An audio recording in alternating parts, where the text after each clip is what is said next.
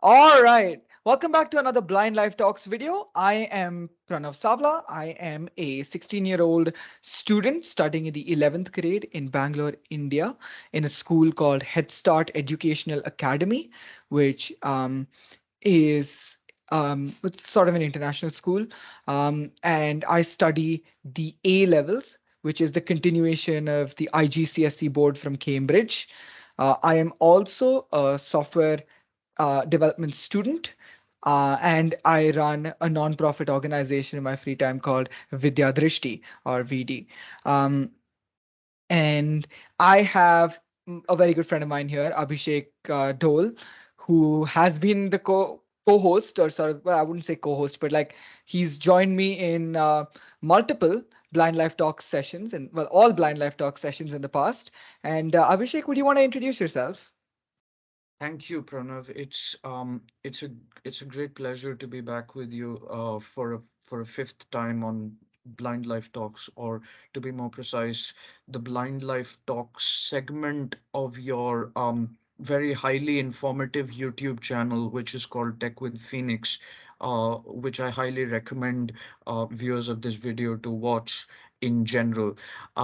So yeah, to myself, coming to myself. My name is Abhishek Dhol. I am 19 years old. I will be turning 20 in January 2023. Um, I was um, I was born and had my entire schooling done in India. Like Pranav, I studied at an international school called Bangalore International School, where I did the IGCSE. But after the IGCSE in my 11th and 12th, I did a different exam board based partly out of Switzerland and partly out of the United States, which is called the IB, or the International Baccalaureate.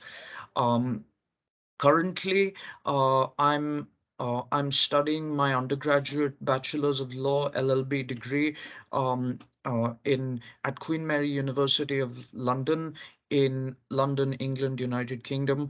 Um, I am, as I may have said, in my second year, and I've been living in the UK for a year now. Uh, um, when I'm not studying, I like reading and writing crime fiction and playing the piano.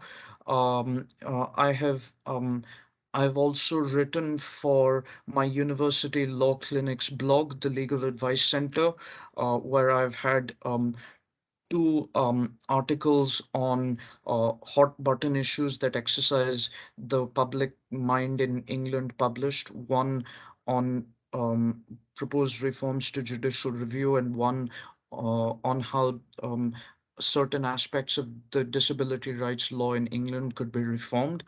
I'm also at UK universities. We have student-led clubs and societies.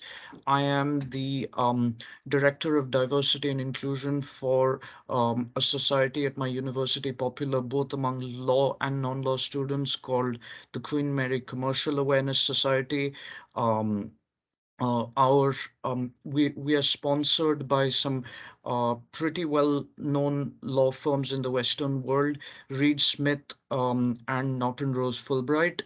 Um, just in case, hypothetically, there is a committee leader from another UK university law related society watching this, if you'd like to co-sponsor any events with QMCAS, the Commercial Awareness Society, we're more than happy to get into discussions with you.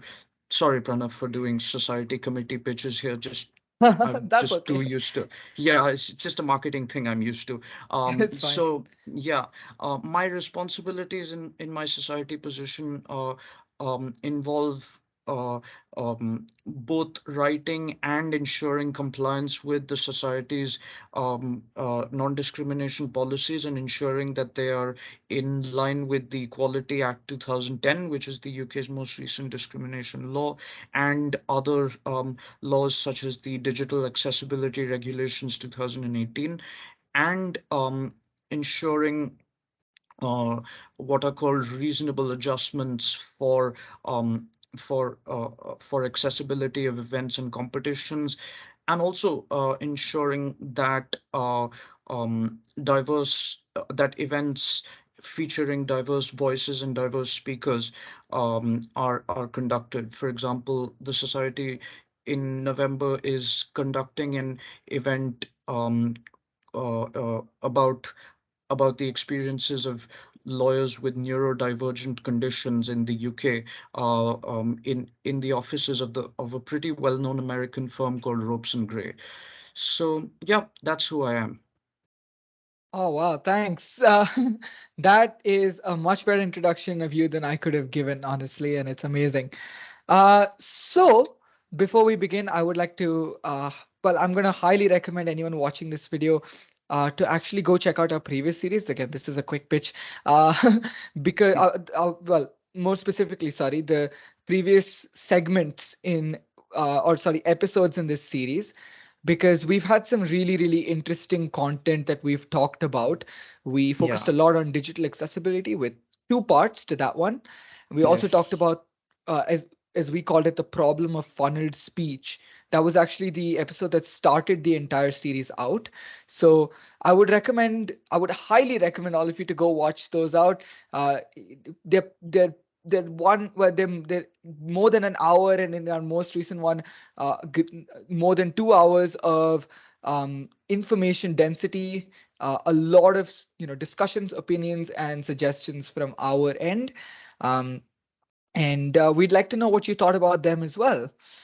But today we're gonna talk And about something a bit. Oh yeah, go yeah, ahead. Sorry. and for any devoted followers who have been kind enough to stick with us from the beginning of the series, yes, the if you have not seen the previous video, I'm back in London. This is my university halls of residence room where I am, which, as we mentioned in the previous video, costs the same, which, as we mentioned in the previous video, is about the size of the bathroom that my father and I share when I'm at home with my parents in India over the vacations, and which costs the same as what selling my our entire house in India forever would cost for 1 year. So yeah, and this room, for anybody who can't see, is quite a small room. It's got a bed with a very rumpled duvet, which should have probably been in the laundry last week, but which I've been too lazy to wash.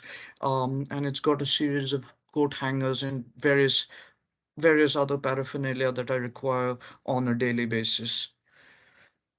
So while we're at it, what I'm going to quickly do is also describe the space I've been sitting in. This is actually the same space that I've been sitting in for all the Blind Life Talk segments. And other devoted followers, thank you very much for sticking, first of all, with me Yeah. on other episodes, other videos on the Tech with Phoenix channel as well would have noticed this setup.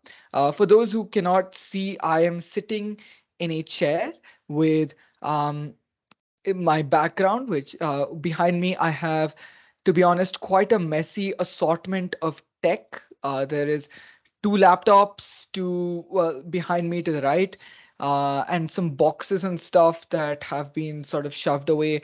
This is my mom's stuff behind me to the left.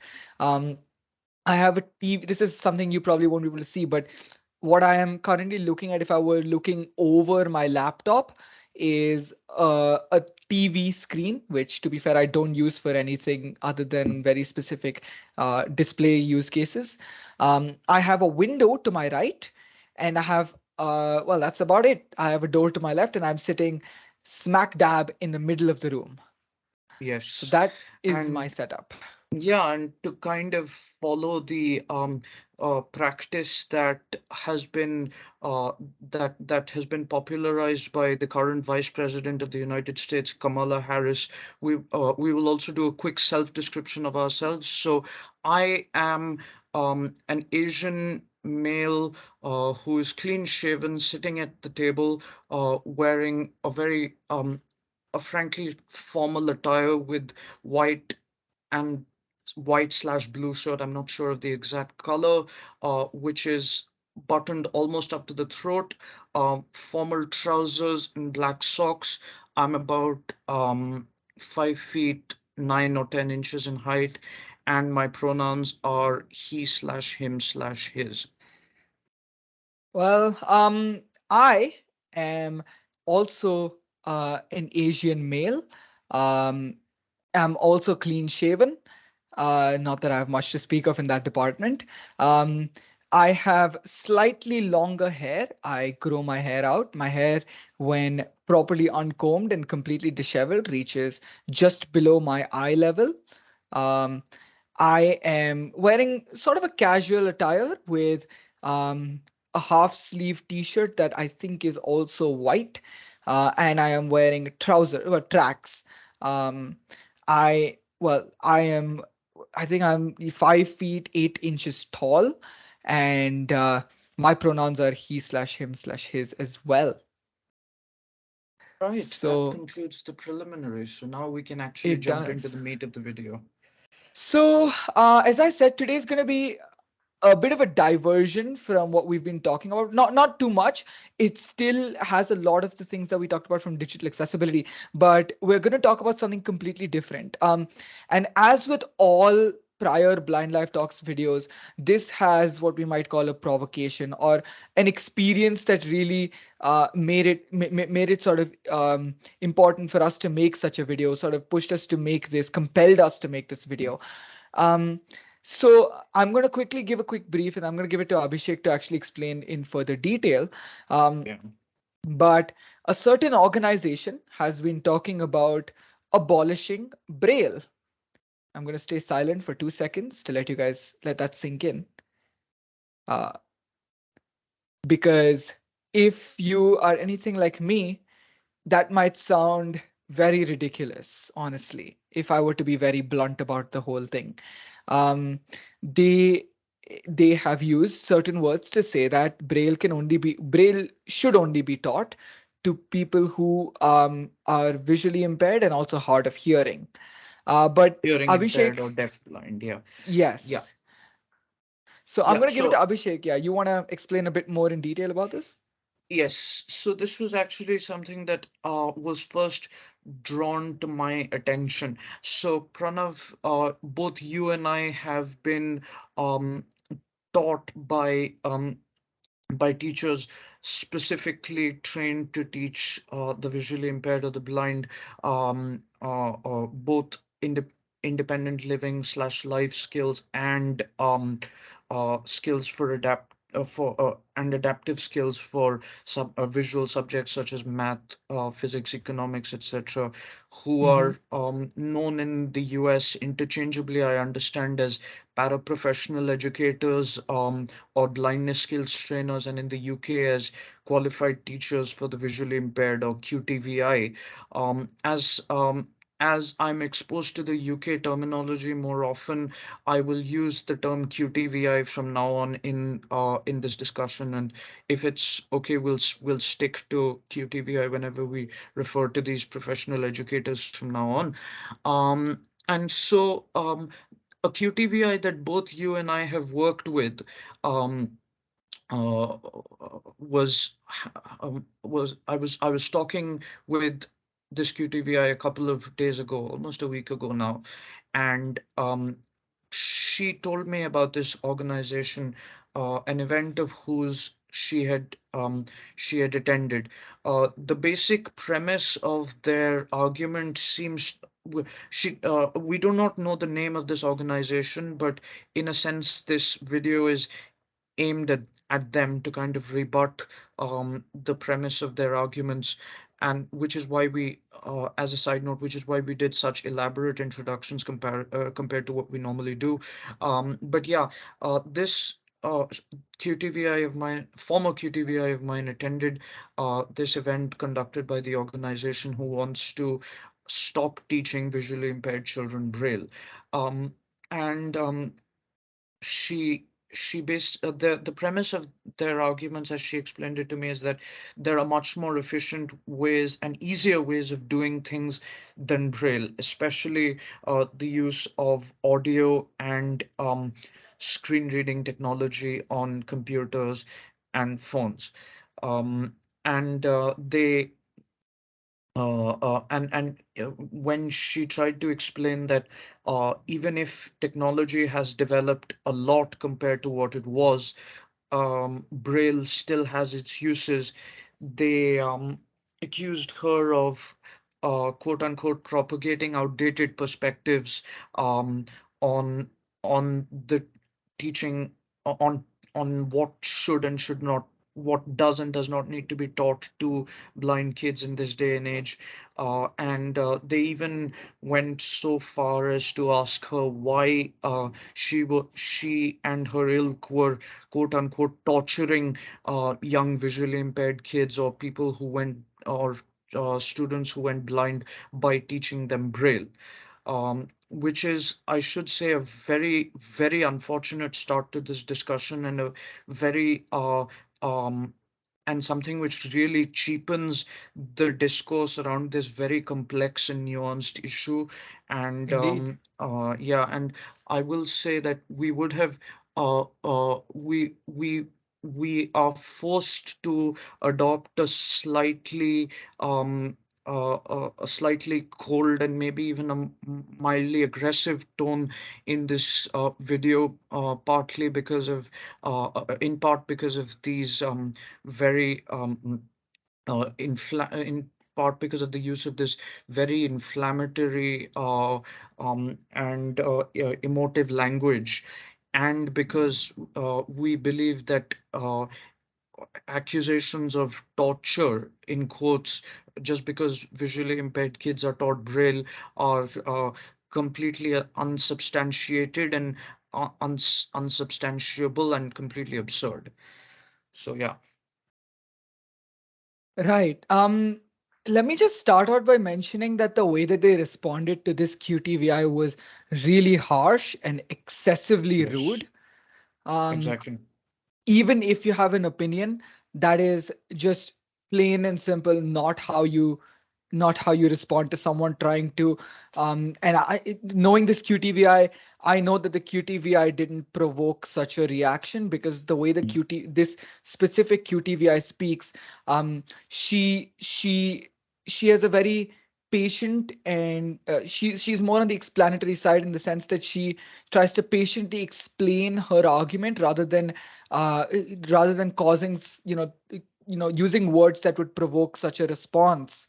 um, and so yeah, I'm just going to start by saying that this response was not warranted. Well, the tone that this response took Completely was not unwarranted. warranted. Yeah, completely unwarranted.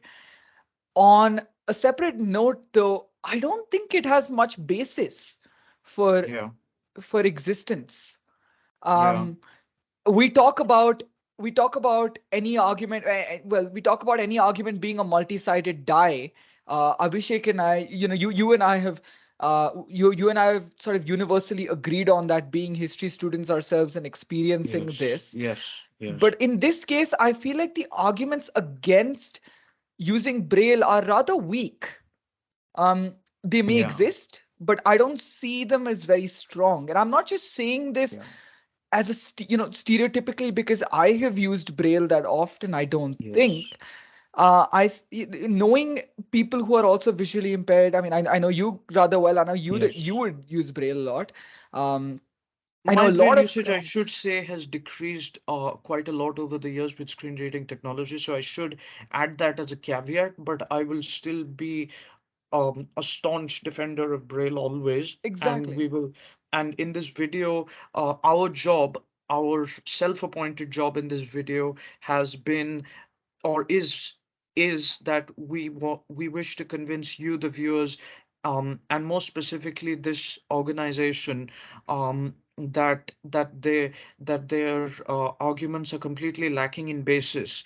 And I think we should also say that these people project themselves, and may very well be in many ways professional QTVIs, the same way as the person whom they at whom they level um, these completely these completely baseless allegations.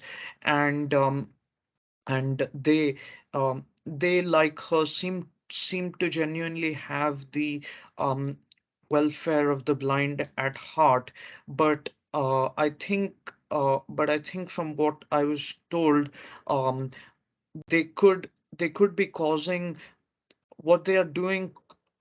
They're perfectly free to propagate any views they like and release any speech they like. But because they are professionals, I think what they're doing could be potentially dangerous because parents, especially parents of young kids who are completely in a new situation when their kid is found to have a visual impairment and who don't know anything about any of this, uh, may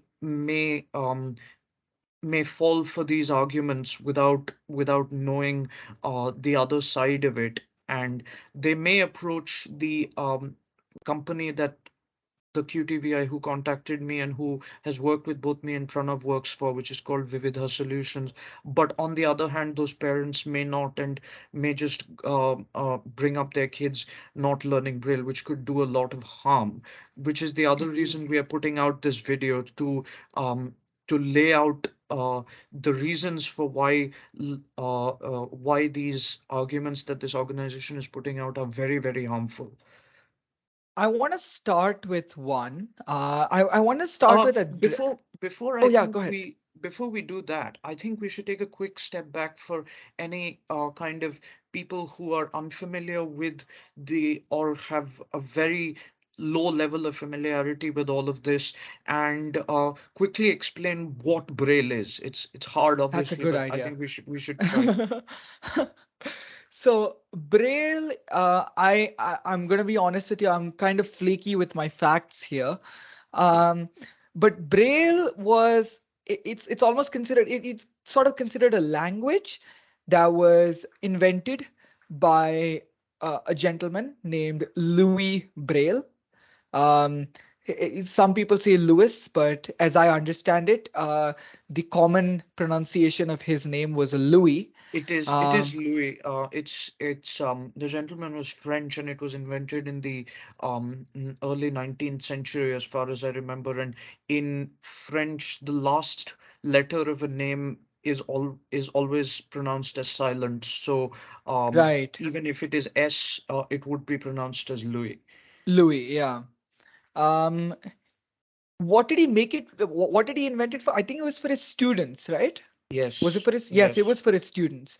Um, and what Braille is, right, is it's a language centered around interpreting patterns, combinations made by an array of six or most recently eight dots. The eight dots is kind of niche.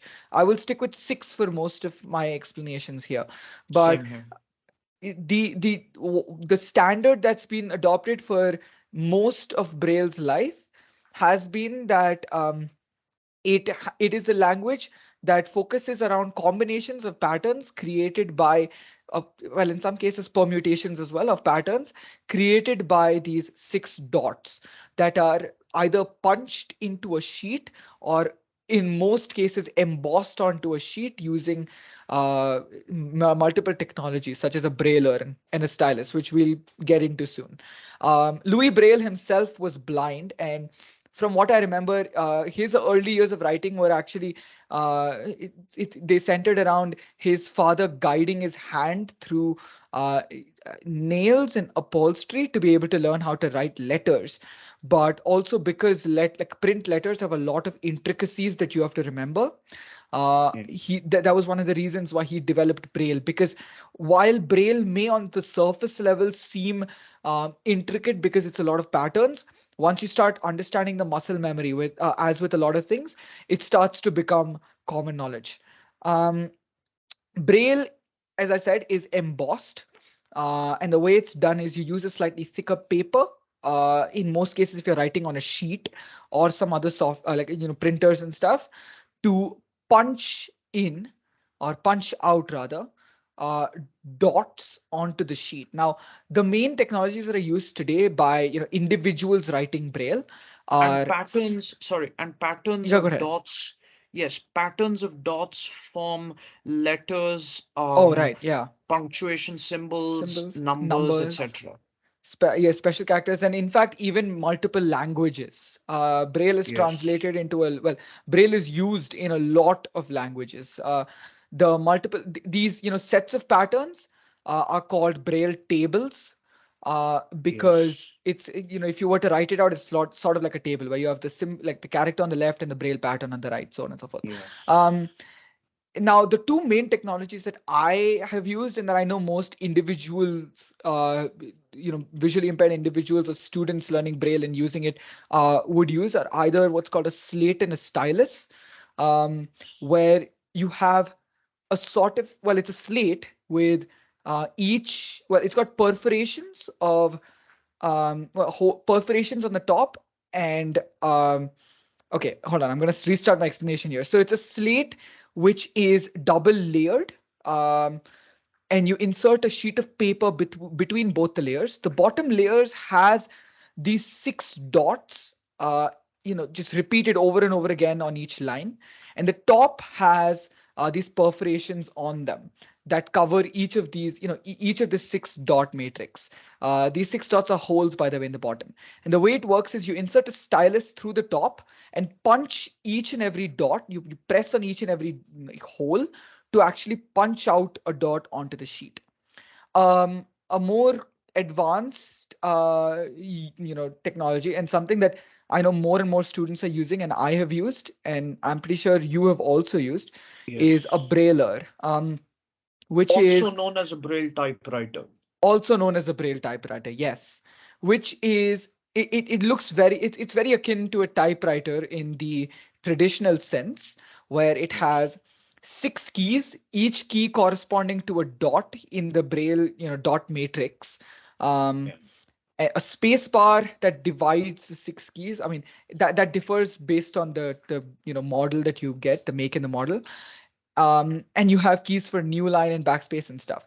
The way it works is you enter a paper into the braille typewriter or the brailer just as you would into a normal typewriter by rolling it in. So you've got these rollers and you just like pull it in. And then as you type, a right head or a writer would actually exert enough force onto a paper to be able to it pushes the paper down onto a bunch of pins which punch out these holes with these dots onto the paper. um, Yes. Now other forms of braille also exist. If you ever walk into an elevator with braille on the buttons, you'll be able to see it through the dots that are formed. Yeah. um, these are done using metal and pins. um, and braille printing also exists because it turns out that writing braille out by hand through a braille using a brailer or especially using a slate and stylus is rather cumbersome, painful, and a very long process that is prone to Yes. mistakes. So for bigger books and stuff, braille printers are what are used. uh, the final technology I want to talk about is something that it's gonna be a very good segue into one of the points I wanted to mention. This is what's called a refreshable braille Yeah. display. Now, this is completely electronic, and the way it works is you have the six dot matrix, but under the dot matrix, you have pins. And the braille display connects to either a computer or a mobile device or something. Sometimes it may even have an internal processor of its own that also has like a disk to store files, where when these files are opened, the braille display, the processor inside sends signals to these pins to push them up in to form these patterns in certain ways, to push certain pins up to form these patterns on the braille display itself. um, Traditional makers of braille typewriters, the most common one is Perkins, the Perkins School for the Blind. And for these braille displays, you have a lot, but I think the most well-known ones are Orbit Research and Seeker that make these. um, Yes. so that is about. Do you have anything to add there? No, I mean, compared to the vast like and very like uh, dense field of knowledge that this is, I think that's a very comprehensive summary, and I think that will kind of do for us now, except for maybe one point. Uh, should we explain Braille labelers, as in the one with the tape which you put as Braille stickers onto various things? Oh, yes, yes, yes. I think that's a Mm. very good idea. These, Because I will be showing yeah. something with Braille labelers this in this video as well. So yeah. Yes, I think that's an integral part, honestly. It completely slipped my mind. So Braille labelers are very useful, honestly, from personal experience. These consist of a sticker that you can label with Braille. I don't know how the exact technology works, and Abhishek, you might want to elaborate. Yeah. But the basic concept is you have a sticker that you can Yes. punch out some Braille onto. It's Yes. usually the size of your traditional label that you might put on something like a bottle, so like usually the size of like an NFC tag if you ever see one of those, or a traditional Sometimes label, larger, sometimes sometimes larger, larger. sometimes larger. So it's basically tape, and you have a kind of, I unfortunately don't have the exact machine with me here in my university residence hall room in England, or even if I do, I've probably kept it somewhere at the bottom of a drawer, which would be impossible to find at this moment. But I do have things with Braille labels on them, which we will be showing later in this video to debunk some of the arguments that this organization has been advancing. But basically, what a Braille labeler is it's a thing with um tape inside it, and you've got the letters in a kind of circular disc kind of thing, and you basically use a punching facility to press down. You turn the circular disc around until its focus is kind of on a letter, just like how your computer cursor focus may be on an option on your desktop or in a folder.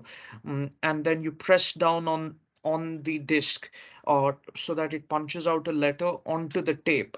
And once you are done with the labeling, you can pull out the tape from the Braille labeler puncher, and then stick it onto the item which you want to have labeled. And this can include anything from books, from the covers of books, to clothing, uh, to buttons, to even the back of my phone. For example, this is my phone. I don't know if you can, I hope you can see it, but on the back I have a Braille sticky label which has been very well stuck on, actually, which just has my name on it.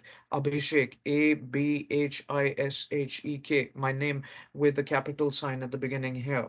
um and yeah, this is to differentiate my phone from, when I'm in India especially, this is to differentiate between my phone and my dad's phone, because my dad's phone is also of the same model and brand as mine. It's an Android Pixel 4a.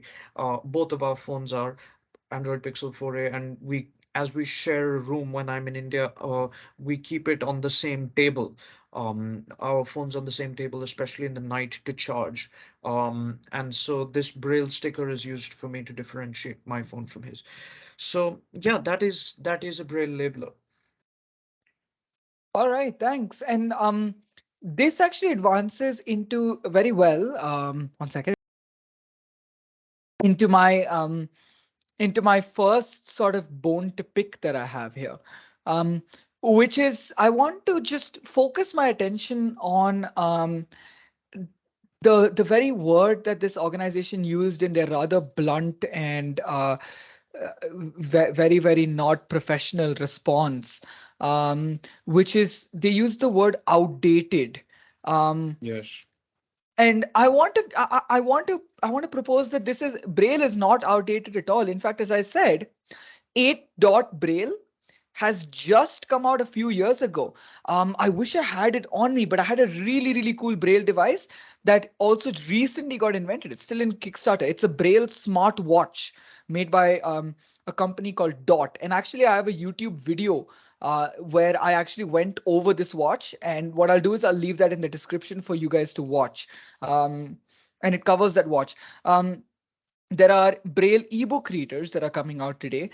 Braille is being used in multiple technologies, and there was even an attempt to make a completely functional Android Braille tablet.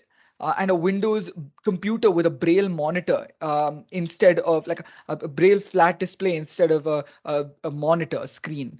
Um, And there are and Braille note takers as well. Yes, there are Braille note takers as well. In fact, I was at a hackathon in 2020, and there was a product expo where I saw one that was really really good because it was just this tiny pocket-sized device that you might slip into your pocket along with your phone, and you could take notes on it, and they would automatically be saved to your phone or your laptop, which just made so much sense. So I propose that Braille is not outdated. In fact, if anything, manufacturers and people generally are finding more and more ways of use integrating Braille into other technologies in a way that's useful, while at improving your speed. The reason I said that is because some people might consider Braille to slow people down as compared to speech, especially maybe when writing or typing Braille out using a typewriter. But Braille as a language is being incorporated in many areas to actually speed up processes. And so that way Braille is not outdated at all. In fact, it's reaching new boundaries. It's sort of advancing as the years go on. Yeah. So, excuse me just a sec. I've got my window open because I like the fresh air, but it's a bit noisy. So I'll just close it. No problem.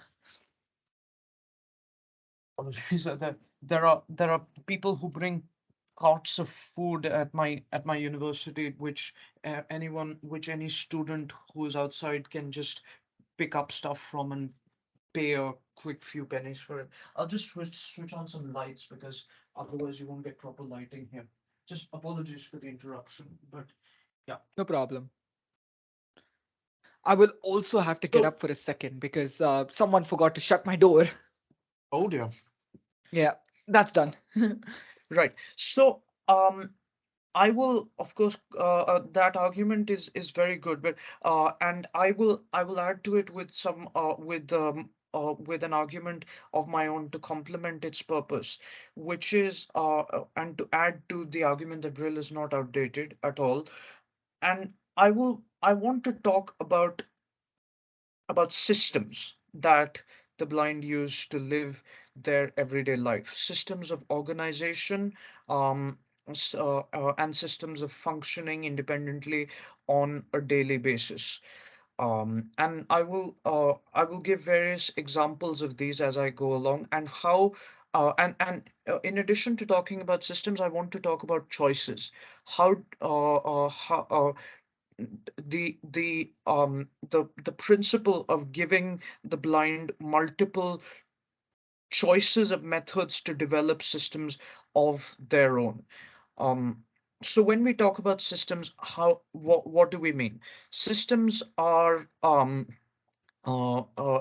alternative ways that the blind organize things or do things compared to their sighted counterparts. So, for example, if you were uh, if you were organizing if you were organizing your socks in a cupboard by color as a sighted person, you may want to you would just see the color and put it in the appropriate slot or drawer. But if you were a blind person, you would have a pattern set up, or you could figure out a pattern such as you would insert safety pins into a safe area of a sock, such as you may have one safety pin for black socks, two safety pins for whites, and three for any other color, or something like that. That's just an Right. example of a system. And Braille can be used in systems. And I will begin with an example of how of I will begin with a real life example of how, which will involve a demonstration of how Braille has actually served me well uh, in creating and using a system of organization in England, which I really require and did require very recently. So, to begin the story, I was getting some work experience for which I will be going into schools pretty regularly to spread awareness about UK discrimination law to younger students. And under the British Safeguarding Vulnerable Groups Act 2006, which is a law in the UK, I have to get a criminal records check done if I am to be working with children who are classified as a vulnerable group. And that criminal records check is known as a DBS, a disclosure and barring service check. And this is something that anybody watching this video who may, for example, be considering taking a QTVI qualification in Britain and working as a QTVI there would have to get this DBS certificate. Now, for my DBS process to be done, um, part of it involved me going to the place where going to the employer who would be employing me and showing them three ID documents, three proofs of my what is called real world identity. And so there are various types of documents that can be used to do that in a DBS, and I will just quickly show you the UK government's DBS page, which is on the UK government website gov.uk, to show you the types of documents that can be used. I will just begin sharing my screen now. While he does that, I will also mention that this will also be provided in the description. If Yeah, you we will so, if you link it want in to the description. peruse through it. Yeah. This, along with any other resource that we've talked about or mentioned today. The app sharing toolbar, screen sharing toolbar, clickable, combo box collab. Can you hear my NVIDIA at your end? Just Yes. to ensure that. Desktop Right. list. Yeah. Meet join conversation Miller left paren week 3 act tutorial 3 r.v Miller left ID check-in guidelines ID check. Right. Visited list. So this page, which is ID called check-in guidelines for standard / enhanced DBS check appli. which is called ID checking guidelines for standard and / enhanced DBS, is the UK government's Visited page. link. Now there are three types of documents which you can from which you have to present. Three classifications of documents which are divided into group 1, group 2A, and group 2B. So let's navigate to group 1. GCROUPK1 KSO main landmark contents. Restore unavailable or move time minimize N maximize X. ID check link group 1 : primary identity out of list head table with. So here is group 1, primary identity documents. So I presented 2 out of the 3 ID proofs that I required from here. Column row 2 column 1 passport. Column 2 any current. So as it says, any current nationality, I presented a passport. I presented my Indian passport, as would be obvious, as I'm an Indian national. Row 3 column 1 biometric resident. As I'm an immigrant student, an international student living in the UK, the second ID document I presented is a document that is given by the UK immigration authorities, the Home Office, to people immigrating to the UK, called the biometric residence permit. Column 2 UK. So this was my second ID proof. Row 4 column row 5 Now, column. the rest of the options in group 1 are documents that I do not have, but it's not a problem because I can choose to present a document from another group. Rows out of table with 8 rows. Column 2 column out of table heading level 2 group 2 echo. Now, group 2A. In the interest of time, I won't navigate through all of these documents. I won't read column all 1 of document. them out to Column you row 2 column 1. because there are quite a few. But Column all 2 I or will column 1 say current is driving license. that I don't have any of the documents in group 2A, so cannot prove my ID that way. So I would skip straight to group 2B. Out of table with column row to column 1 out of table heading level 2 group 2B colon. Now this is group 2B, trusted financial and social history documents. Table column row 2 column 2 UK. Column 3 issued in last 12 months. Column 1 mortgage statement. Column row 3 column 2 UK and Channel Island. Column 1 bank or building society. Now this option in the third row of this table. Hello, we're still connected, are we not? We are still going. Yes. So the third the third row contains an option. The third row of the Group 2B table contains an option called Bank or Building Society Column 2 Statement, UK and Channel Islands. which has to be a document issued in the UK or Channel Islands Column 3 issued in last 3 months. and issued in the last 3 months. So this is the third ID document that I presented for my DBS check. And so, as I said, I part of the process involved me having to present, meet the go to the employer's organization in person and show my ID face to face to their DBS ID verifier, um, so that they could confirm on the online system that my ID was valid. And all these documents have to be hard copies. None of it can be soft copy. Or photocopies or anything like that. Even my bank statement, I had to order it in the post, because it has to be a bank statement delivered in the post with the bank's seal. Now, why am I bringing up this real life situation? Because this is a situation.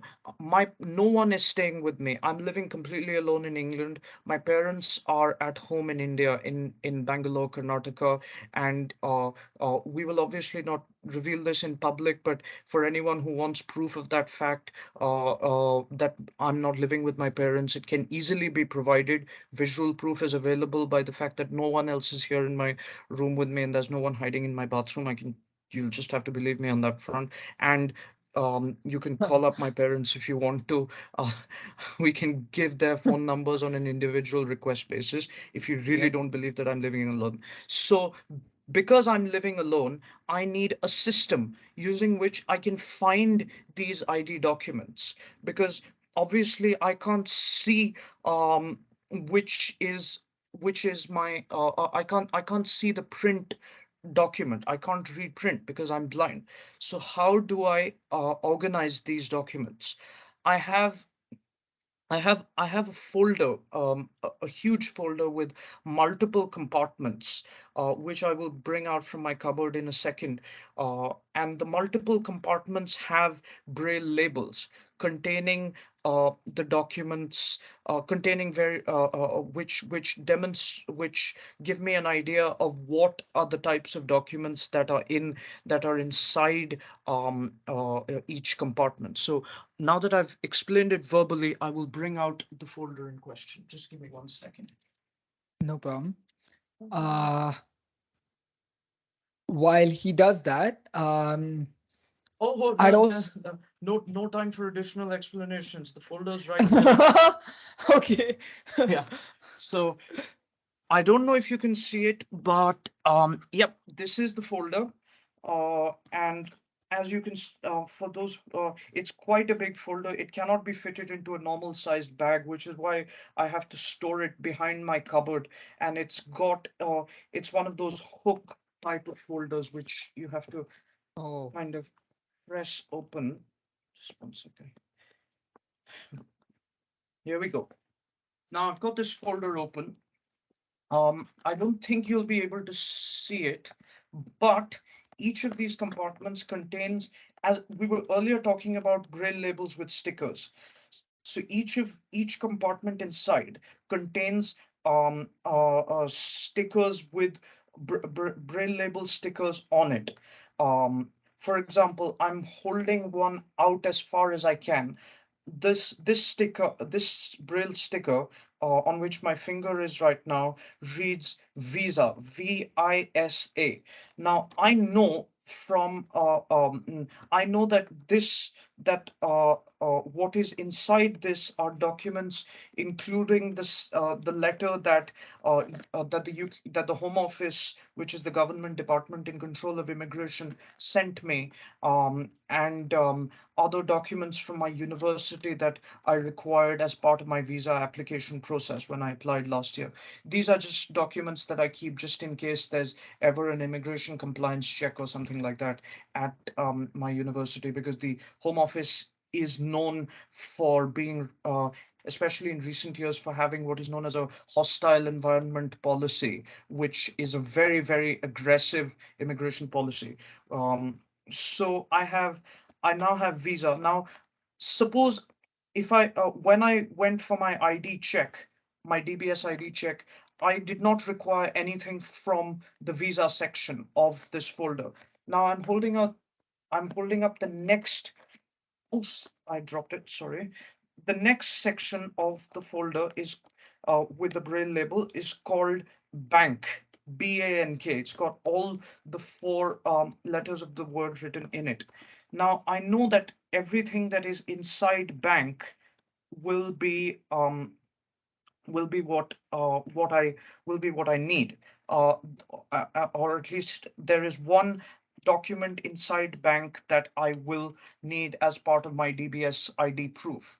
So as the regulations state that I need a bank statement from within the last 3 months, I had my ID check done in September, so I got my August UK bank statement from Barclays Bank, which is my UK bank, and yeah, here it is for anyone who like just wants to see it. And yeah, so I that's how I just get out the bank statement from the folder and take it along. And if anyone's wondering how I and this is where a combination of things come in. When we say Braille, we don't mean to say use Braille in isolation. It has No. to be used in combination with other things such as technology. So how do I know that this is my Barclays Bank statement? I know because I now know because I kept it that way deliberately, but it's among a lot of other papers that Barclays has. So I would use Google Lookout to determine whether this is my bank statement, and I will quickly do that. Okay. You may have to increase the accessibility volume as well once you're ready. Oh, sure. Check door. Law student. Queen Mary Unit 1234. Lock screen. Device unlocked. Lookout text mode. Help button. Press select to activate.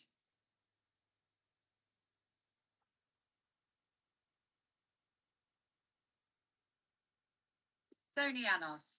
Oh, Sony Play NOS. sorry. This thing's this thing sometimes reads a lot of crap to me, especially if the angle is bad. Current account statement 5.00 money in 170. 25. There we 99,107. Ah, Home. it's reading Lookout. confidential Screen details. lock. But yeah, I know that this is the statement I need. My bank balance. Good Lord. Oops. But yeah, so I know that this is one of the ID proofs that I will require for my DBS ID check if I were actually going for it. But obviously, it's already been done. Now, how do I get out the other proofs? Because there are other compartments as well, much below it, as you may or may not be able to see. Because obviously, bank and visa are not the only types of documents that people have to people living alone in this circumstance have to be carrying with them. There are loads of other things as well. So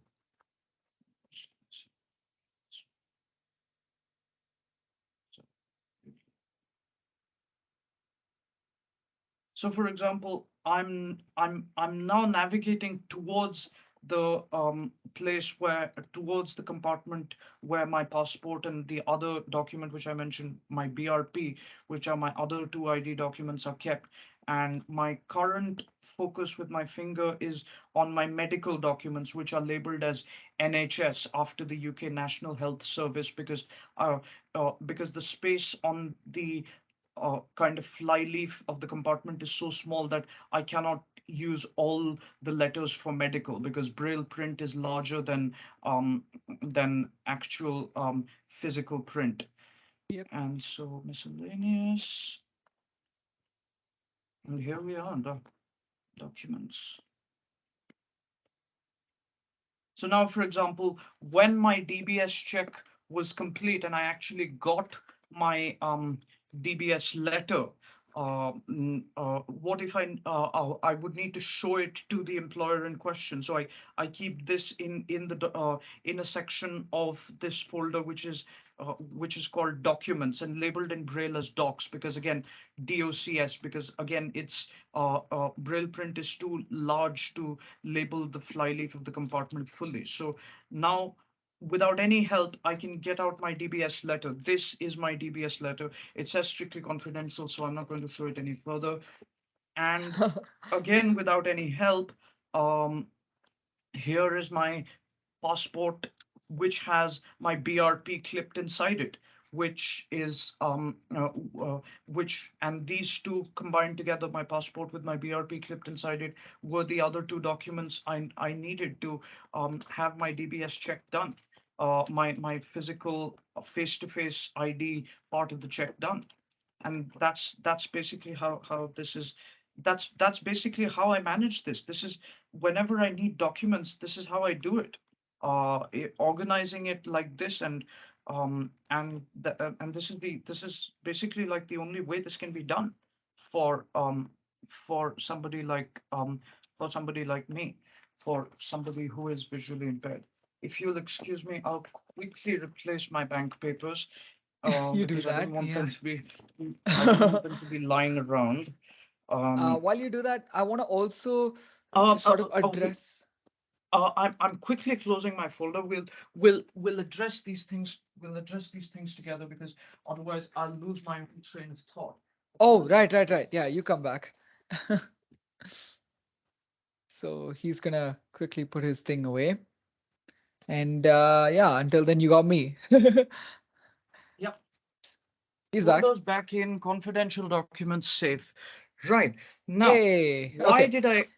why did I do I'll quickly stop sharing my screen, because I'll share it later again. Meeting now. But I will stop sharing it for now, if that's all right. Mm-hmm. Oh, you have to navigate to the thing. Wait, has it stopped sharing or is it still sharing? Could you do something on your computer just so that I can? I cannot seem to hear anything if you're doing something. Okay, then it stopped sharing. Okay, perfect. Right. So, Um, why did I do this rather elaborate demonstration? Uh, I did it because I wanted to demonstrate how Braille can be used as part of systems. Now, if I this is I used Braille to organize these documents, and as I said, I use Google Lookout to check the individual documents. Obviously, it's not the most efficient way of doing things, but Google Lookout. But still, I used a combination of systems, and I have a spreadsheet on my computer, which is called accordion folder, which contains a list of what is inside each compartment. So obviously you don't use just the Braille labels and the folder in isolation. You use these systems in tandem. You use Braille and technology in tandem. So we're not advocating a return to a world with Braille only. not at all. We're advocating a world in which Braille plays a part alongside other systems. It Now, coexists. if yes, exactly.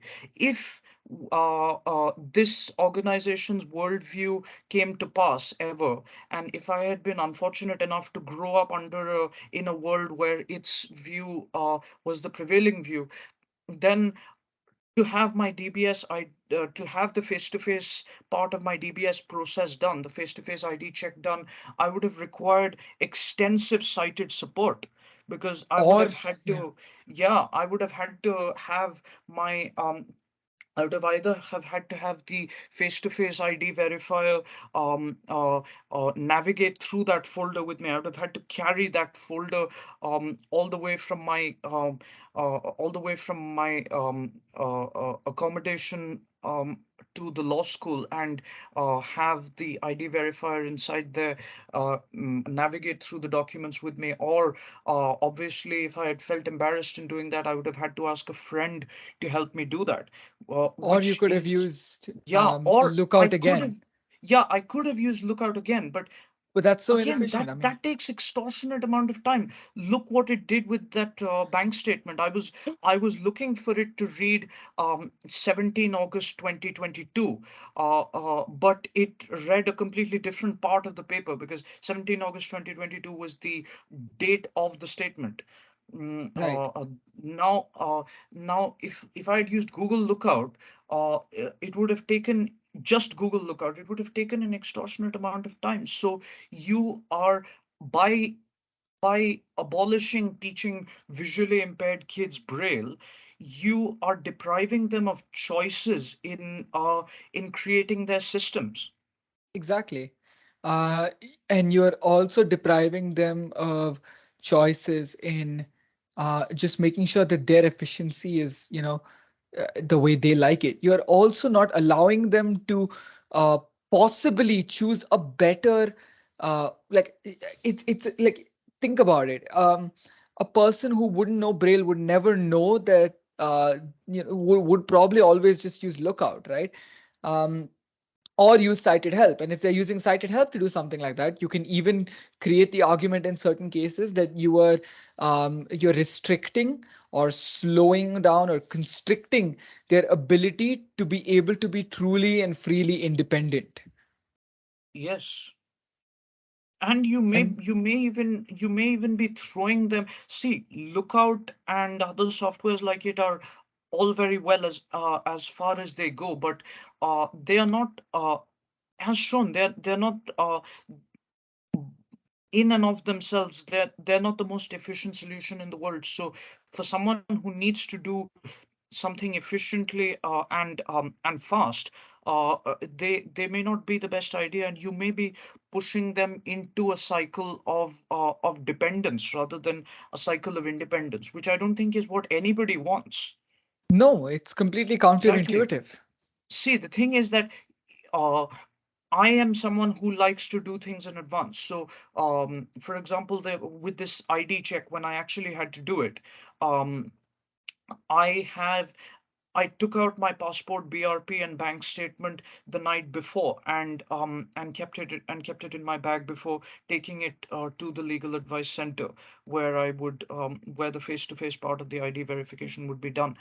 But if not every blind person is like that. Not every person is the sort who does stuff in advance. There are people who would just want to do it, and who just want to take it out, who for such a reason, just before they actually went for the ID check to be done. And and anyone who is arguing for the abolition of Braille, by taking away a blind person's choices, you're effectively creating a world in which they have to be the sort who do things in advance and who plan things in advance. They don't. Exactly. Obviously, that might be a better thing to be. That's an entirely different moral argument. But you're depriving them of the choice Choice of to being or not being, which is so important. Exactly. It completely goes against the your core ethos of being free and operating in a world of choice rather than a world where the choices are made for you. Um, and the other thing is, sometimes you don't really have the choice of being doing something in advance, because sometimes the time doesn't really permit, or the circumstances don't really permit such preparedness from in advance. And in those situations, if you cannot see and you don't have Braille, your choices are very, very limited, and they're not easy choices to make. Absolutely not. Absolutely not. So, yeah, this I think. So when we talk about Braille, for people who for young for parents who may have young kids who have just gone who may have just been found to have been visually impaired by the medicos, if you may be worried about how will my kid live how does blindness completely destroy the prospects of my kid being able to go to university in England or some other foreign country and live by themselves, or even within India? No, it doesn't. Obviously, it doesn't, as you will figure out as you grow up, and and this should show you that if your child knows Braille, uh, Braille can help them live alone. My parents are 5,000 miles away from me. It's very difficult for them uh, to to help me. There are availability, time differences, and various other kinds of things. So Mhm. Braille could be the one of the empowering mechanisms to allow your child to live alone in England. And why these self-projected professionals do not recognize this and do not understand this fact is frankly beyond me.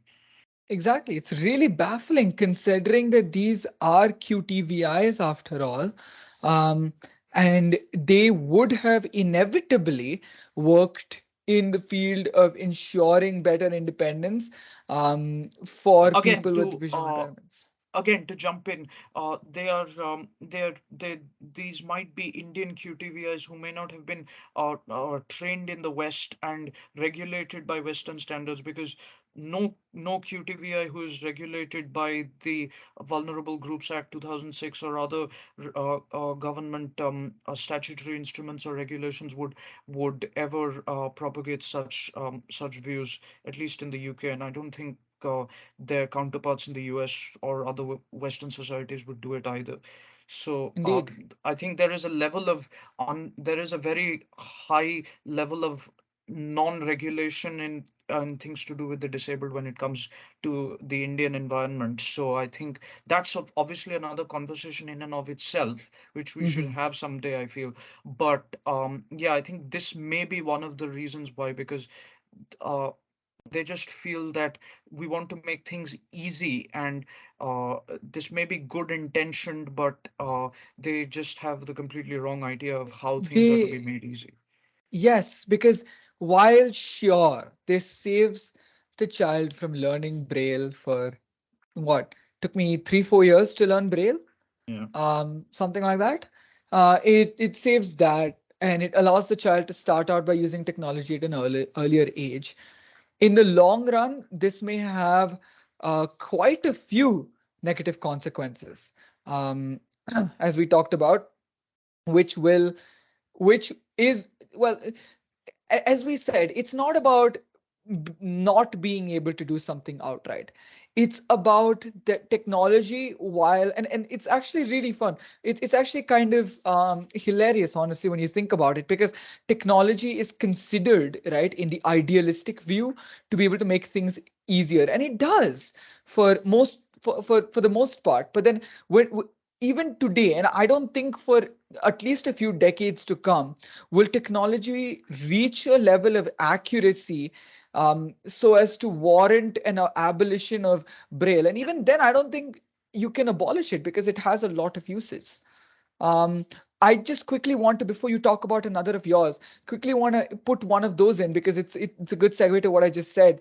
Yeah, Um, apologies. I was just if you heard my phone, it was just me checking that I'd closed Google Lookout, so I wasn't getting Oh, okay, distracted. okay, okay, okay. No, Promise you. no, no problem. That's fine.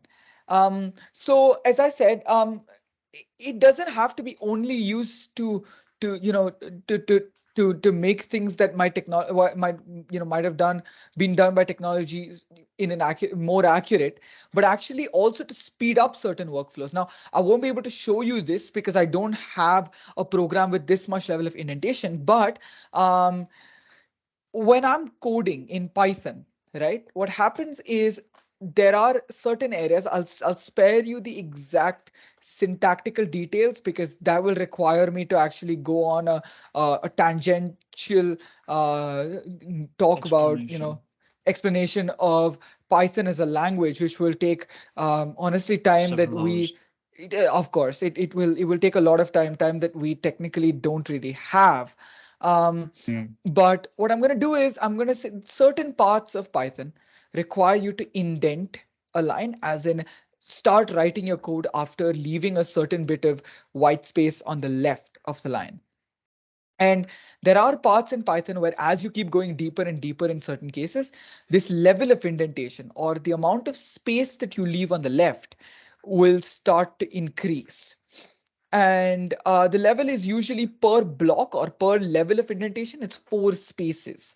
So you can imagine that growing continuously. So if it's 2 blocks in, you're 8 spaces in, or 12 spaces for 3 blocks, 16 spaces for 4 blocks in, and so on and so forth. And trust me, in code bases that are much bigger, because I have worked in such internships where the code bases are huge, these indentations can get to extortionately large levels, such as I've worked with code that has 64 spaces of indentation to the left. Just imagine having to navigate, if you want to read the line character by character, having to navigate that. Or if you just want to know how much indentation there is, NVDA does have a thing. NVDA, by the way, is a screen reader that we use that reads out Non-visual content on the desktop screen. access. That's the Yes, that software that was when I was showing you the DBS page, for example, the gov.uk web DBS website. That was the software that was reading out the document names. yes. So yes, So that it's a it's screen called reading a software. yeah, that type of software is interchangeably known as a text to speech or screen reader software. Yes, And usually it's, yeah, others include JAWS. Other Jaws. types of screen reader softwares include JAWS, which is a paid software for anyone who's not familiar with these things. And on the phone, I was using the phone Android's inbuilt software, which is TalkBack, and the iPhone has an inbuilt software as well, which Called. performs the same function as TalkBack or NVDA or JAWS, which is called VoiceOver. Yes. So these are screen readers or text to speech software. Well, mostly they're called Yes. screen readers because they read out the screen. Text to speech is actually the voice that they use. But in common lingo, they are generally interchangeable. Referred to as text to speech. Yeah.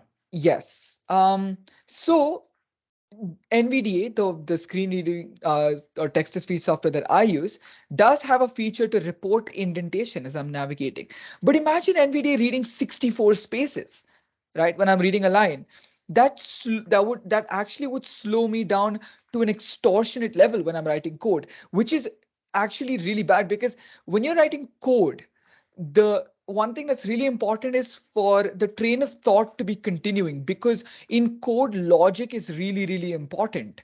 And so if you're slowed down by such things, you start getting stressed out to a point where your ability to be able to logically interpret and solve a problem and implement the solution of that problem in code is Gets hampered. adversely impacted. Yes. And And so obviously, this would slow down your overall productivity and efficiency levels as well. indeed, yes, for reasons that are frankly unnecessary. It's really an unnecessary blocker.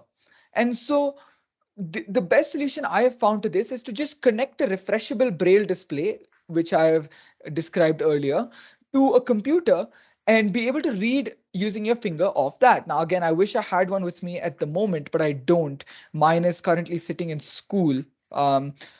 So um, what happens is, in that sense, then all I have to do is actually just realize, oh, there's this much space. All right, sure, no problem. Because figuring out how many cells of space there are is much easier than listening to NVDA read 64 spaces.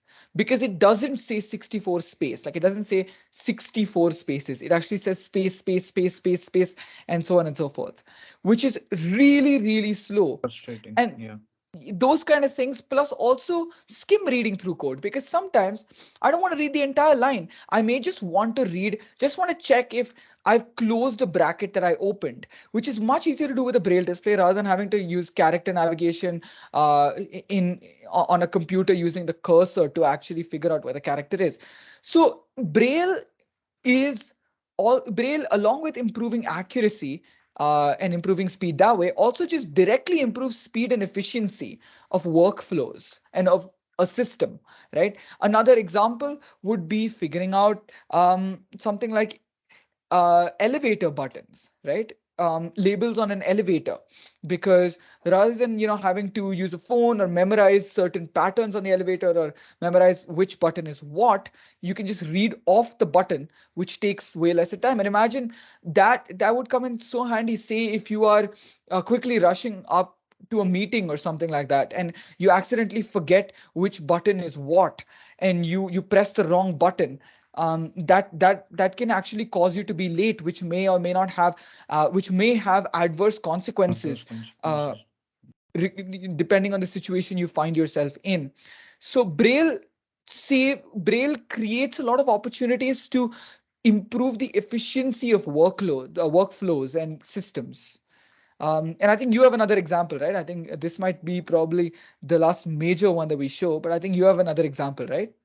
Well, I have, yes, I do have another example, and I will explain it in a moment. But I will quickly add I will add a quick postscript about the point of systems, which I was earlier speaking about before Pranav's much greater levels of wisdom came and hit you in the chest. And this is that you cannot over it's not possible to overestimate the importance of systems at all for the blind. Systems have to be in place. And a very authoritative source that I would refer you to for the importance of systems is a book by Eric Weinmeier, the first blind person to ever climb Everest, who is an American, and which is the book is called "Touch the Top of the World," and we'll put an Amazon link in the description for it, Mm-hmm. for the book title. And in this book, he talks uh, about a time when after, during his high school he went blind in his teens. He was um, he was taken he was signed up by his father at the prompting of of the New Jersey of the state of New Jersey's government services for the blind, to sign up for a summer camp for the blind at the Carroll Center for the Blind in Boston, Massachusetts. And there he talks about learning about systems such as what I described for demarcating colored socks from an instructor who he calls in the book Carl. And there is a, and I will quote from the book here, where he says Carl probably never realized the importance of systems for me once I started climbing mountains. So even in something as kind of remote to the lives of most people as climbing mountains, a system systems are important. So creating them in any way possible is always the best idea. Leave aside somebody studying law in England, alone from a country who is from a country far away. Even for mountain climbing, a system is useful. And if somebody can create a system with Braille, I would say just create it, and don't have a false demarcation based on disability. Like, okay, deaf blind person can create a Braille related system while a blind one cannot. So yeah, and that's my postscript on systems. To move on to workflow and efficiency. Um, this I have a very good I have an example here from my from the world of law again. So I will again recount to you an anecdotal incident from writings published by a previous by another famous blind person who is pretty well known, who should be at least well known among the blind community in India. His name is Rahul Bajaj. He was the first visually impaired Indian to get a Rhodes Scholarship to study for 2 years at the postgraduate level at the University of Oxford. Um, um, and Rahul studied his two master's degrees in law.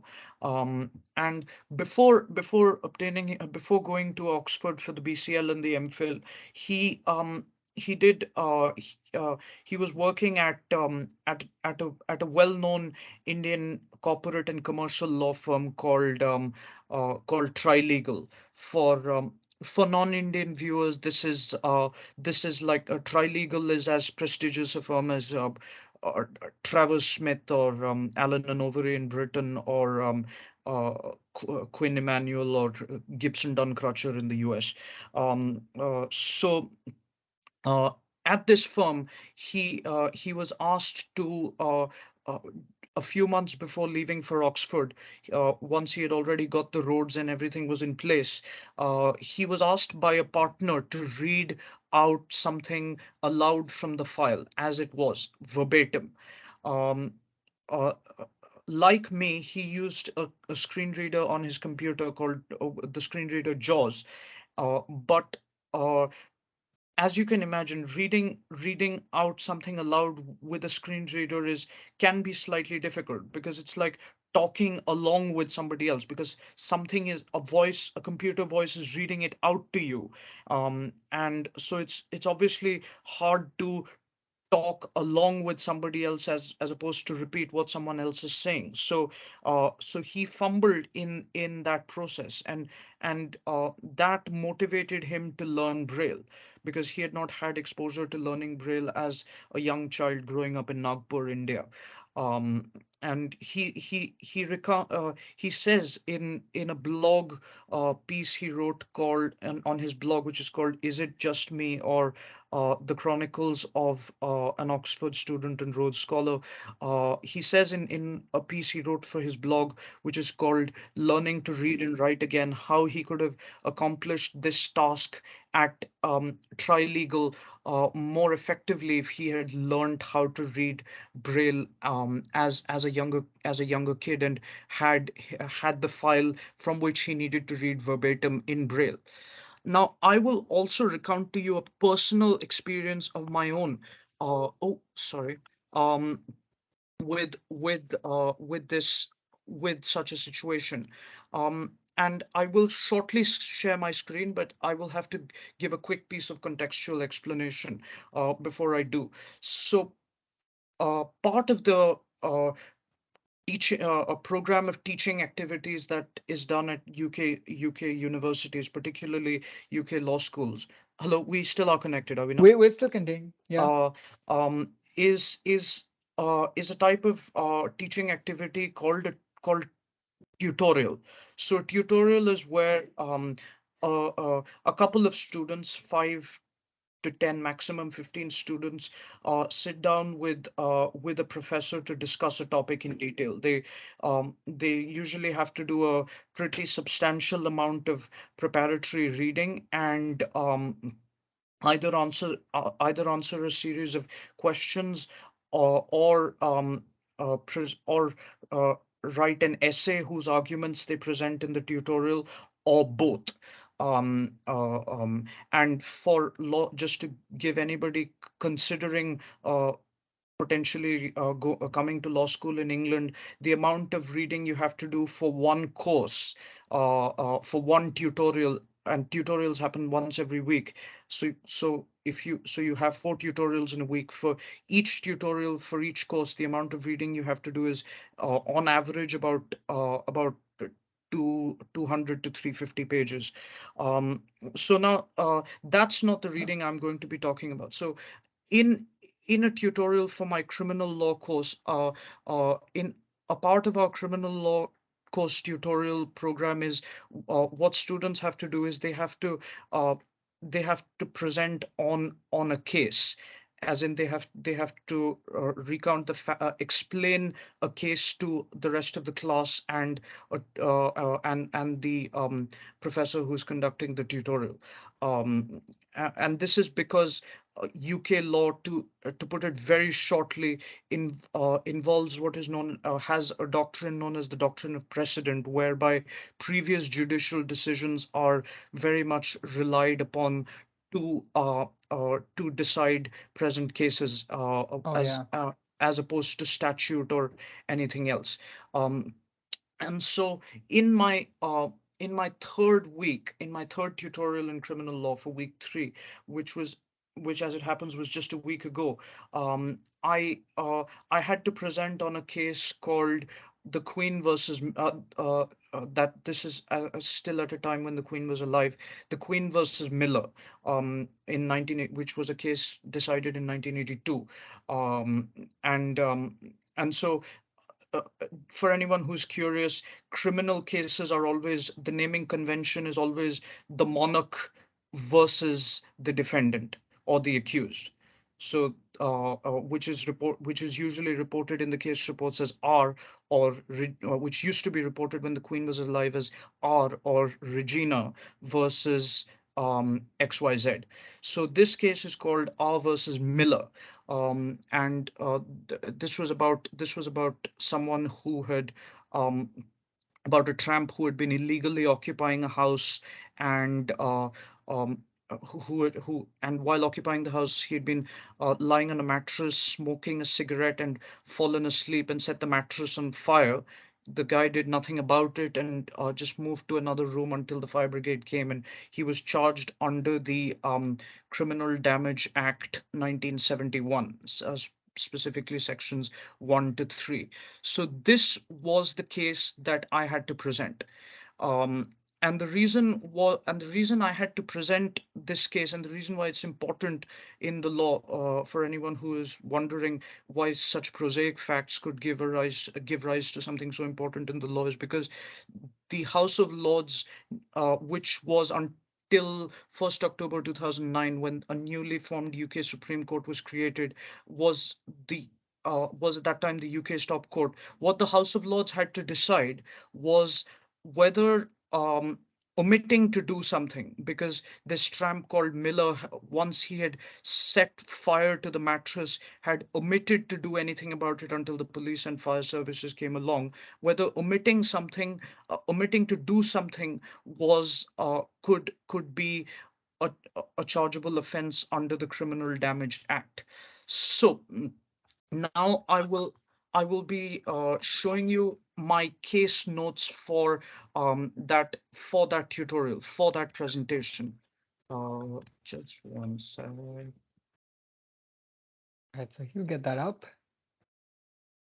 soon. And yeah, so that should give you some context for this.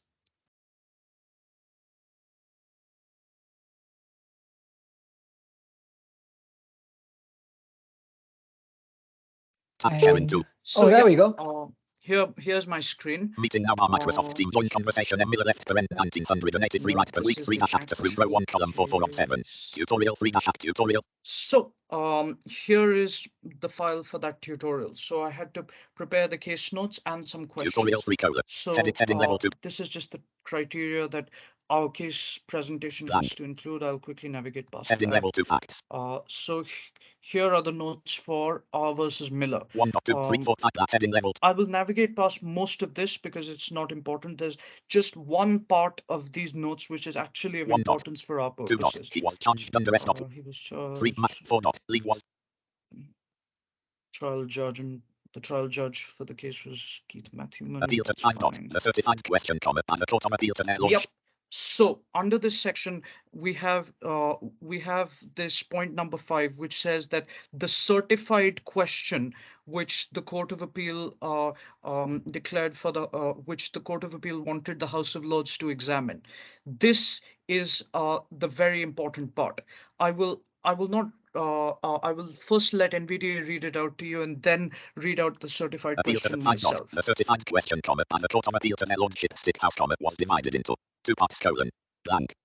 Left paren right paren does the mere omission to act satisfy the actus reus criterion of S not 1 left paren 1 right paren question. Right. So this is part A, which says that does a mere Left paren right paren does the mere omission to act satisfy. Does the mere omission to act satisfy the actus reus criterion of S1 in brackets 1? Just to quickly make sense of that for you, does omitting to, in this case, to try and put out the fire to the mattress, could that qualify as what is known as a guilty act? The Latin is actus reus. And so does it so the criterion to be charged under section 1 paragraph 1 of the Criminal Damage Act 1971 is that you have to commit a guilty act or an actus reus. And now part Left B. paren B right paren does the reckless omission to not uh, do something of a remedial nature about an unintentional act or omission satisfy the criterion of being one comma continuing comma wrongful act of S not one left paren one right paren question. Right. So the second part of this question says, does the reckless omission to do something of a remedial nature of an act or omission, um, uh, An act or omission an unintentional act or satisfy omission, criterion satisfy the of criteria being of being one continuing guilty act under which has been laid down in section 1 paragraph 1. Actually, I made a slight mistake here. It should have been section 1 paragraphs 1 and 3, but that's fine. So this certified question meeting was, while presenting this part of the case, when explaining what exactly the Court of Appeal wanted the House of Lords to decide and what were they asking the House of Lords, it was in this part that I fumbled because uh, actually in the judgment of the Court of Appeal, which was delivered by Lord Justices May and Akner and Mr. Justice Stocker, the question, as I have written it, wasn't divided into two parts. It was just written as one single continuous question, no part A, part B. I did that to organize it in my head for my own ease of reference. Now, obviously, that language is is not exactly easy to um, is not exactly easy to come to grips with. Is it, Pranav? Nope, not at all. Exactly. Even for second year law students, this is not easy because this is the first time I'm doing criminal law, so this is not easy stuff. Now, I had memorized or mostly memorized my case notes before going to the tutorial, but as the presentations are in a very informal environment, as in the students the sit around a single table with the professor in what is known as a Socratic circle, so that no one feels as if they are kind of singled out or anything like that, and so that it feels very much like a fireside chat. Um, I had my laptop in front of me and was able to refer to it at any point. And once I had explained what the facts were and that and the directions of the trial judge Keith Matthewman QC, Queen's Counsel, I had to move on to this part, which contained the judgment of the Court of my notes on the judgment of the Court of Appeal and the certified question which they gave to the House of Lords. Obviously, my actual presentation was the actual words I said were much longer than the notes that I've written. But when I came to the part where I was explaining what the Court of Appeal asked the House of Lords to decide, um, my mind went blank because of the circular nature of the language.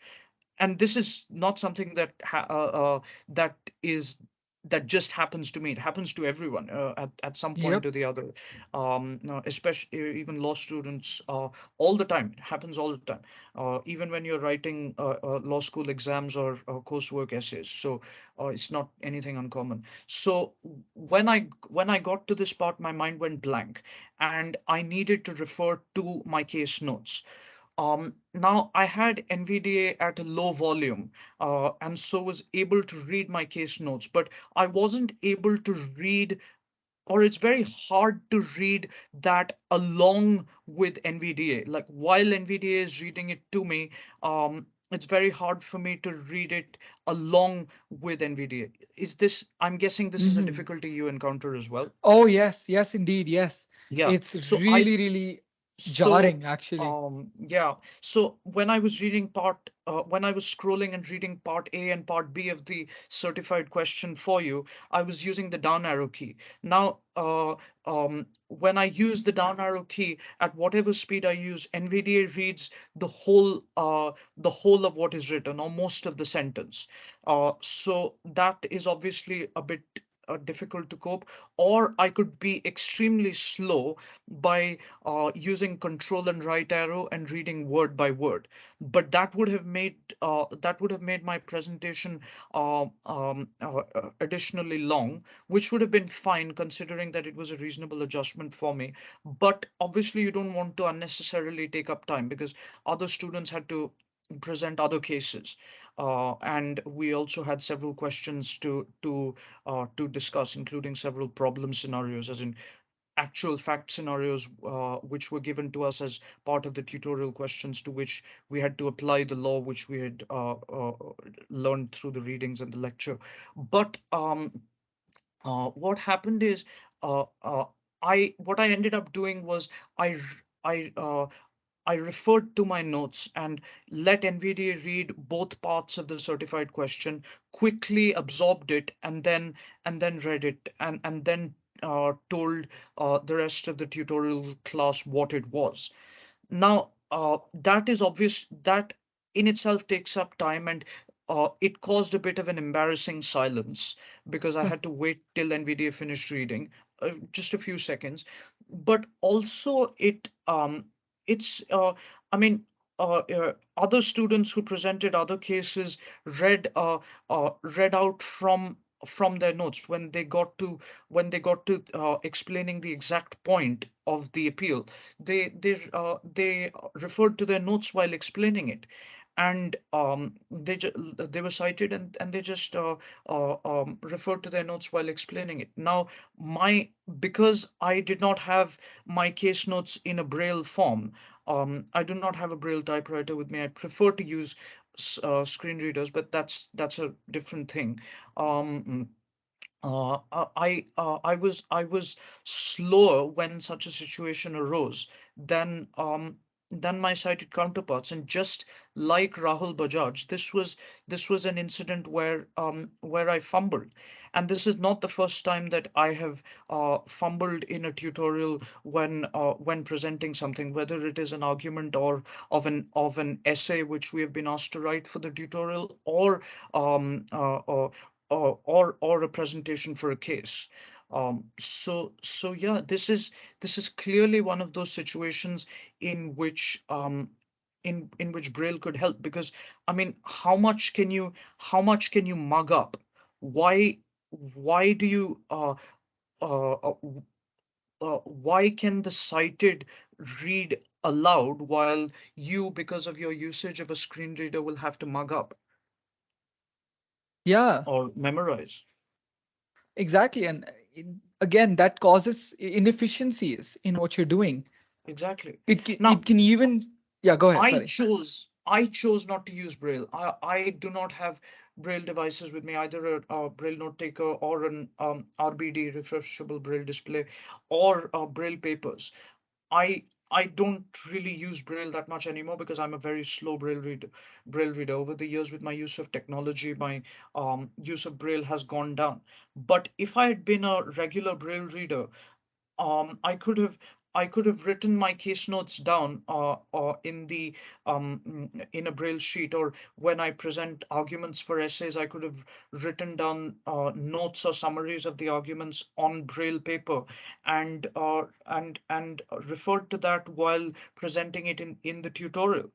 Um, Now, if you get rid of Braille, everyone is doing things in this, everyone is forced to do things in this slightly inefficient way that Rahul Bajaj and I were forced to do because of our because of, in his case, of his of the fact that he hadn't learned Braille, and in my case, because of my non-usage of Braille. So Braille could have been could have been quite useful to me here. So abolishing it just makes, in many ways, just makes things worse. Yes, that's very true. And So it we have been discussing this language very often, you and I, on our WhatsApp groups, but it furthers what it does what is called, this suggestion of this organization to abolish Braille would do what is called disproportionately shifting the burden of assimilation onto the blind. yeah, exactly. It Exactly. does. And And that may sound like very fancy language. So quickly to break that down for you, what does that mean? Um, so that means that a blind person would have to uh, see, even with Braille and everything, a blind person takes longer to do these things, even something as simple as developing these case notes, because this case was the judgments in this case. There were five judges who wrote judgments in this case. This case itself, each judgment was like 20 pages long. So yeah, and so five judgments means was 100 pages. So these things anyway take longer for the blind to do than it takes for the sighted. And so it now, by abolishing Braille, you're forcing them to either uh, to either memorize for a situation like this, or even to present in a real life court or in a law office, or you're forcing them to mm, uh, uh, uh, to actually fumble, like how I did, or like how Rahul Bajaj did, or which is absolutely not the way of doing things. You're making them unnecessarily go through a lot more mental pain to do the same things that their sighted counterparts are doing with a much greater degree of ease. The blind are already going through enough mental pain as it is, and Yep. by abolishing Braille, you are actually making the situation worse. Indeed. Indeed. All right. Okay, I'll quickly ask So, that my yeah. screen has stopped sharing. Yes, it has. Right. So, Now, because, yeah, can I add a quick point here? sure. About this uh, to substantively address this language of when they ask the QTVI, why are you torturing blind children by forcing them to learn this very elaborate system and of patterns of dots and things like that. Um, See, I don't think any of us, as I said, are doubting that these people have good intentions, but the way it's coming across, the way this language is coming across, and the way they seem to be thinking, it's the mentality is not at all nice, because um, see, in the West, you will often, especially if you've lived in the West, that is, and are exposed to Western culture, and or are exposed to Western culture, you will have come across a lot of this debate of this discourse uh, um, of Westerners, Hmm. who say that they have that they are the ones who have the quote unquote best solution to the problem of children starving in Africa. These types of Westerners are called are often referred to as white saviors. And many of these so-called white saviors are actually have no clue what they're doing or what they're talking about, and they have this missionary type of mentality. They are the 20th and 21st centuries version of the late The one, 20th and 21st century versions of the 19th and early 20th centuries British and French colonial missionaries. or the And white man's burden people, as ex- they may have been called. yeah, exactly. And the problem is, the reason why I bring this up is, to be blunt, this language of why are you torturing blind children by doing this is exposing exactly this type of mentality among the exact equivalent mentality in the context of disability and blindness specific issues. These people have fallen into that trap of a white savior mentality.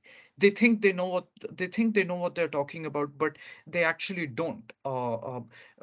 Hopefully, these two examples and arguments should have these two examples from my end and arguments from my end, and the examples from Pranav's end should have demonstrated to you that they have very little idea of what they're talking about. So Indeed. I would plead for them to please. Uh, as I said, you can say whatever you want. You're living in democratic societies, but please consider that what you're doing is more dangerous than helpful. Yes. All right. To summarize, then, the reason is we are kind of pressed for time. To summarize, then, we Could have talked we about. Yeah, could we go ahead. just mention one more quick situation, because this is again very important, and this is perhaps the most important reason why I think we agree that Braille should not be abolished. And Yes. this is the Uh, educational context of graphs. I Bra- think I think I think yeah, you may have to I make know it we are. slightly quick because Yes. the festive season in India Yes, yes. No, we but I think we means. should we should try and devote at least a few words to it. Yes, sure. Um, you want me to take this or you want to do it? Yes. You take this. I'll intervene if I have anything to say. All right. So, graphs are an integral part of most subjects.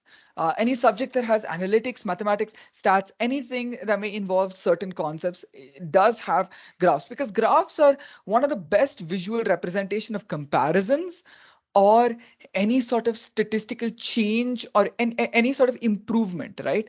And so graphs need to be the interpretation of graphs is essential in many cases, such as in economics, where the shape of the graph and certain values are important. In mathematics, where you may need certain things as the vertex of a graph or where a certain line intersects a graph. Or in computer science, to see the trajectory of a certain, say a certain performance flame chart, which shows how performance varies with time. Now, Graphs and diagrams more generally, graphs and diagrams more generally, yes. Now, having these done through, say, an auditory cue, such as such what as this you organization is suggesting.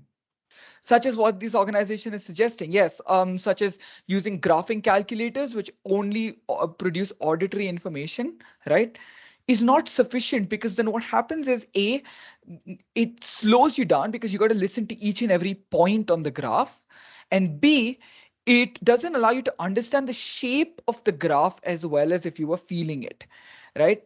And Exactly.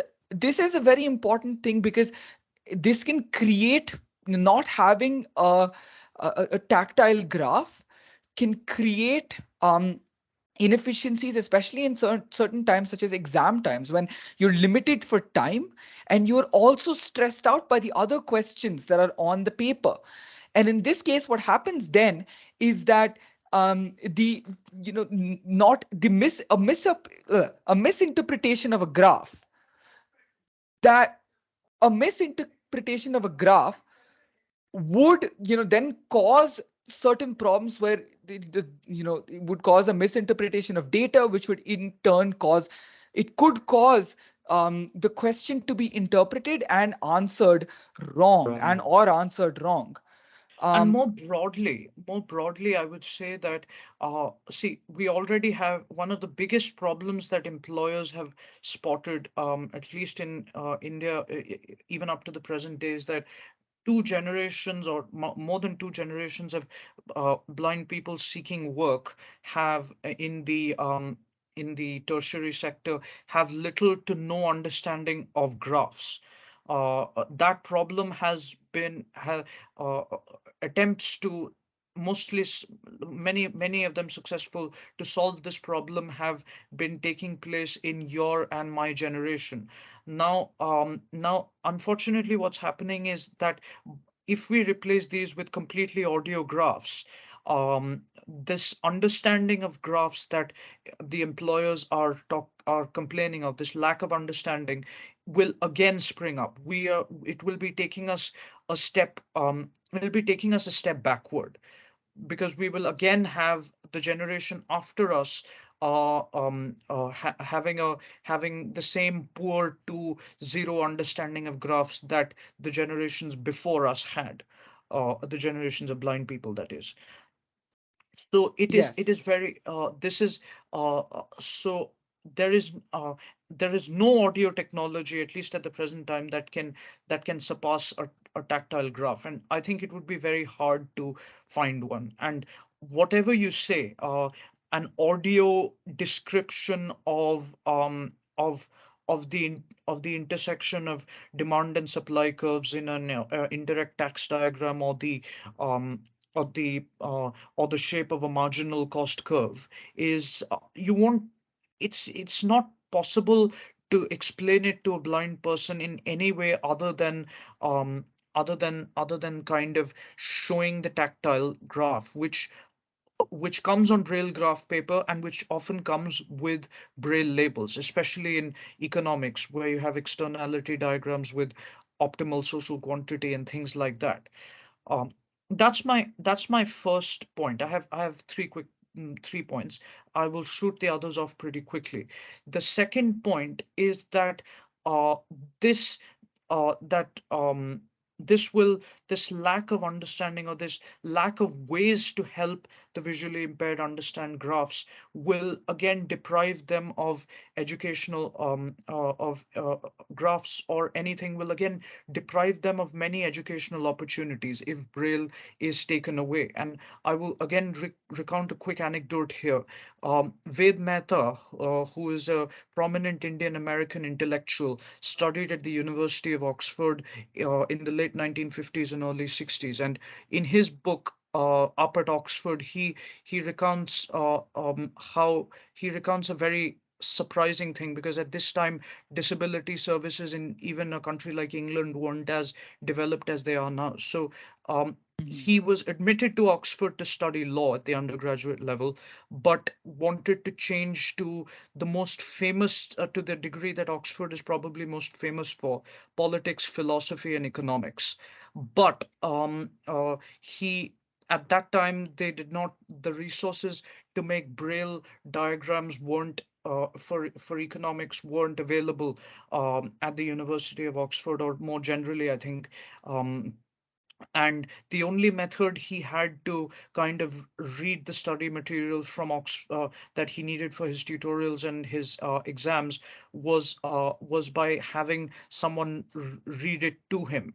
And in those days, the, there were no established disability departments at even universities, in even prestigious universities in the West. So he had to advertise in a local newspaper for a reader, and um he got a major, a retired major from the British Army, who was out of work, to read his material for him. And that major did not have the education levels or the training to explain mathematical slash diagrammatic concepts to him.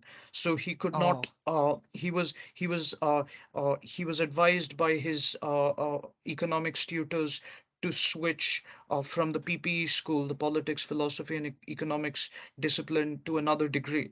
And he again, then he switched to English, but to English language and literature. And you may not think that here there would be a problem here, but there was a problem even here, because the Oxford curriculum in English language and literature requires you to learn what is known as what is medieval English and Norse English, as in the English spoken in the 10th to the 15th centuries, which is very different from modern English.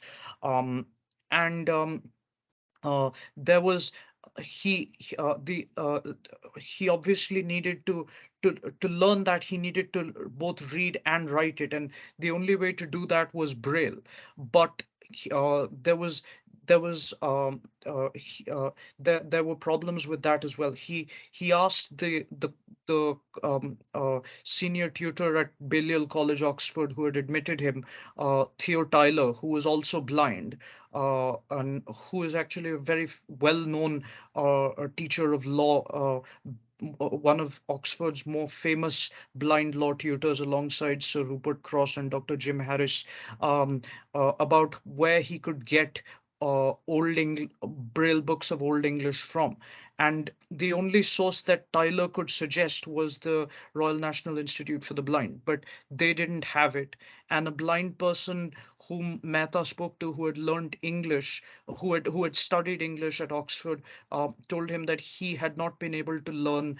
Um, learn Nosk and Old English, which is Oh, why in when he took the final honor school exams at the end of his third year, he only scored a second class with honors, which is kind of the degree classification below the highest, which is a first, and which is why he had found it difficult to get a job after his English degree. And after this, after Mehta heard this, he finally uh, went to his last choice of degree, which was history, and finally was tutored in history at Oxford by Sir Richard W. Southern, and did pretty okay. well. But he still, again, he was forced to do the He last was forced to do degree it. he Yeah, wanted to do. And this was exactly. caused precisely because there were issues with Braille availability. This Yep.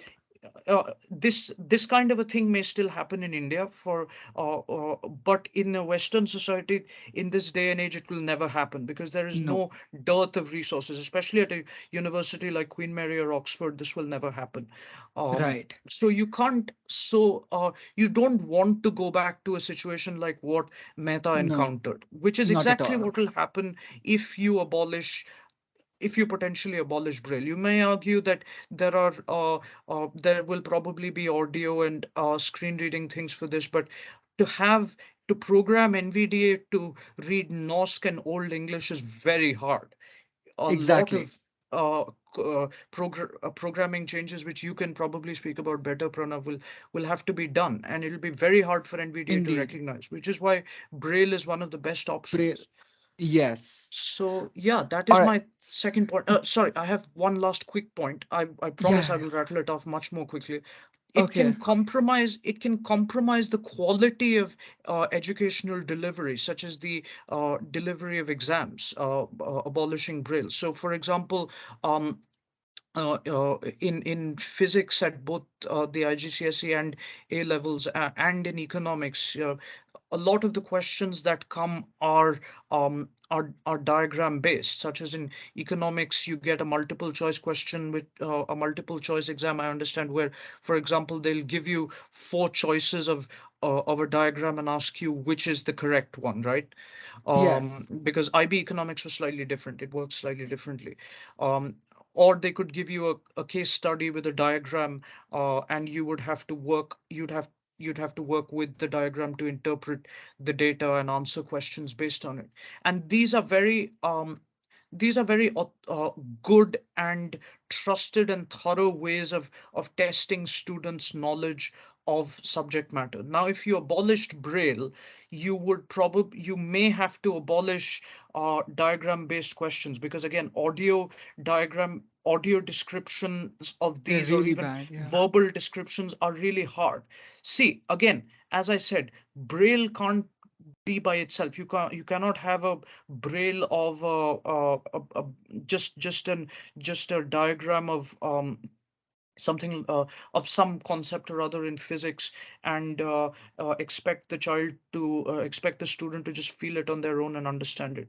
Braille and description have to go together. One doesn't one on in isolation doesn't work. Both have to complement each other and work together. So if you abolish Braille and just have description, that creates the same problem in interpretation and understanding as it would if you just had Braille. Yes. Yes. That's very true, actually. And it applies to me on a daily basis in school. All right, I'm going to quickly summarize here because, as you guys may have heard in a clip, my dad was coming in the room and getting a bit agitated about uh, me because the festive. It's a festival. It's Diwali in Yeah. India, which means there are people coming over to our place, and so. Um, and so to quickly summarize, we've talked about a lot of use cases of Braille, and I think we've substantiated our claims about Braille being useful and very, very prevalent in today's day and age to a great extent. Now, I would love to hear back from you guys on your Not opinions only on the useful same. but essential. Yes, I would love to hear back from you guys though, because I would love to hear on your Yes. use cases, your thoughts about this, and you know, I would also really love it if this organization in question, we're willing to have you guys reach out to us about this and have further discussions. Um, Our contact and details will, of course, be given in the description. in the description, yes. Um, All right. So that is the end of a Blind Life Talks episode again. Sorry for the really, really hasty ending. I would Yeah. have loved to do it better, but well, that's life. Anyway, that was the end of this. We hope you enjoyed it, and we'll see you in the next Yeah. one.